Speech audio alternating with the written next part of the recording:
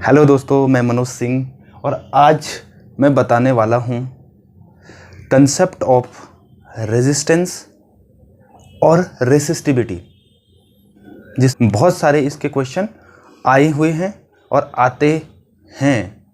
ये बहुत important topic है। तो आइए देखते हैं क्या है ओम्स लॉ, उसमें रेजिस्टेंस का क्या रोल है और रेसिस्टिविटी से रिलेटेड जो ग्राफ होते हैं वो कैसे बनते हैं और मटेरियल के लिए कैसे कैसे उनका रोल है। ओके, तो आइए देखते हैं। तो सबसे पहले हमारे पास यहाँ पे ओम्स लॉ लिखा है। जिस ओम्स लॉ को आप बचपन से पढ़ रहे हैं उससे रिलेटेड कुछ क्रिटिकल क्वेश्चन आते हैं। तो वो क्रिटिकल क्वेश्चन क्या होते हैं वही हम यहाँ पे डिस्कस करेंगे।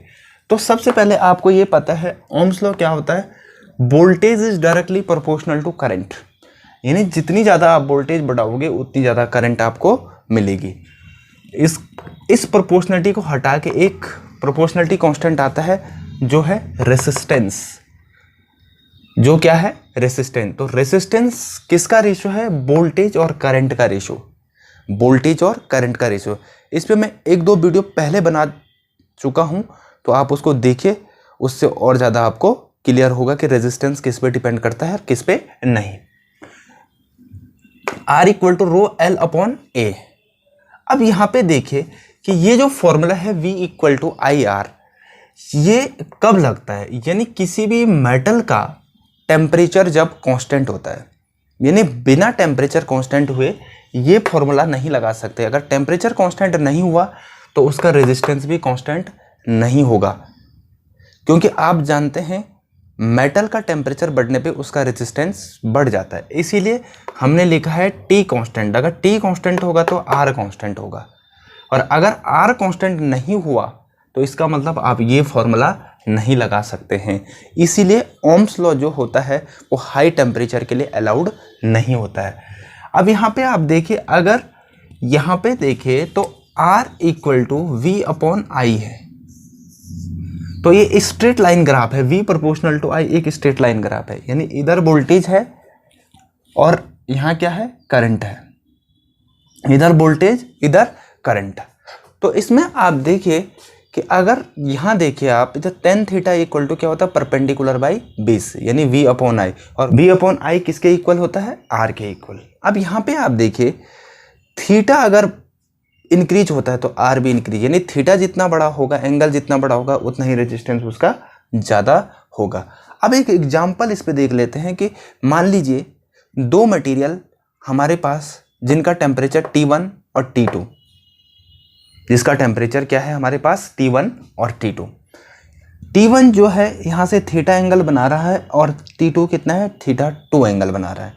वोल्टेज और करंट में ये ग्राफ आपने खींचा हुआ। अब देखिए आप, theta 1 is greater than theta 2। अब थीटा, जिसका थीटा बड़ा होगा उसका रेजिस्टेंस भी बड़ा होगा, यहाँ से पता लग रहा है।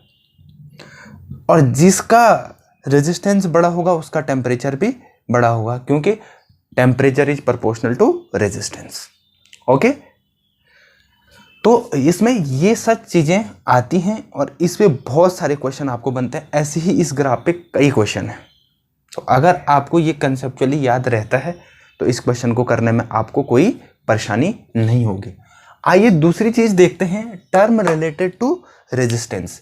क्योंकि रेजिस्टेंस इक्वल टू क्या होता है? रो L अपॉन A। तो रो क्या है? रेसिस्टिविटी। तो रेसिस्टिविटी का टेम्परेचर के साथ ग्राफ हर एक मटेरियल के साथ अलग अलग होता है। मेटल के साथ अलग, सेमीकंडक्टर या हाफ मेटल, और उसको इलेक्ट्रोलाइट में भी आप खींच सकते हैं। तो उसके लिए ग्राफ क्या होगा? तीसरा है फॉर एलॉय। एलॉय आपको पता है मेटल का मिक्सचर होता है। तो इसमें देखिए सबसे पहले अल्फा पॉजिटिव होता है। Alpha means temperature coefficient. Temperature coefficient का मतलब टेम्परेचर के साथ उसका रेजिस्टेंस कितना बढ़ रहा है, यानी कितना उसमें इंक्रीमेंट हो रहा है, वो चीज़ बताता है। तो यहाँ पे क्या है? रेसिस्टिविटी अगर इंक्रीज होती तो टेम्परेचर भी इंक्रीज होगा। किस में? मेटल के केस में, यानी कंडक्टर के केस में। तो resistivity is directly proportional to temperature. अब इसमें ग्राफ देखिए रेसिस्टिविटी और टेम्परेचर में। प्रैक्टिकल मेटल के लिए ग्राफ इस तरह से आता है, यानी आप टेम्परेचर बढ़ाते चले जाओगे उस समय उसकी रेसिस्टिविटी क्या रहती है, 0। जैसे जैसे टेम्परेचर बढ़ेगा एकदम से उसकी रेसिस्टिविटी बढ़ जाएगी। ये तो प्रैक्टिकल के लिए है, ये प्रैक्टिकल मटेरियल के लिए। प्योर मेटल जो होते हैं, प्योर का मतलब जिसमें इम्प्योरिटी नहीं होगी, उसके लिए क्या होगा, स्ट्रेट लाइन ग्राफ होगा सीधे। उसके लिए क्या होगा, सीधे स्ट्रेट लाइन ग्राफ होगा। फॉर सेमीकंडक्टर और हाफ मेटल और इलेक्ट्रोलाइट के लिए भी यही ग्राफ यूज होता है।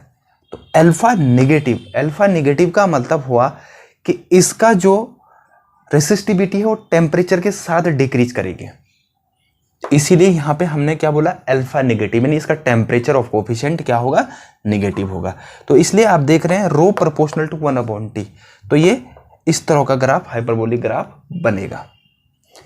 फॉर एलॉय के लिए, एलॉय एक मेटल का मिक्सचर होता है, लेकिन मेटल से इसमें क्या चीज डिफरेंट होती है, वो अल्फा तो पॉजिटिव ही होगा, इसमें जो रेसिस्टिविटी होगी वो टेम्परेचर के साथ स्लोली इंक्रीज करेगी, एकदम से इंक्रीज नहीं करेगी जैसे एक सिंगल मेटल में होता है। इसीलिए यहाँ पे जो ग्राफ है वो आप ये देख रहे हैं कि टेम्परेचर के 0 होने पे भी उसकी रेसिस्टिविटी कुछ ना कुछ है पहले से। ओके, तो ये कंसेप्ट आपको समझ आया होगा, आई होप अंडरस्टैंड। तो इससे रिलेटेड क्वेश्चन मैं दूसरी वीडियो में लाने वाला हूं, तो तब तक आप इस कंसेप्ट को पढ़िए, इसको सब्सक्राइब करें, शेयर करें और कमेंट करें। Thank you.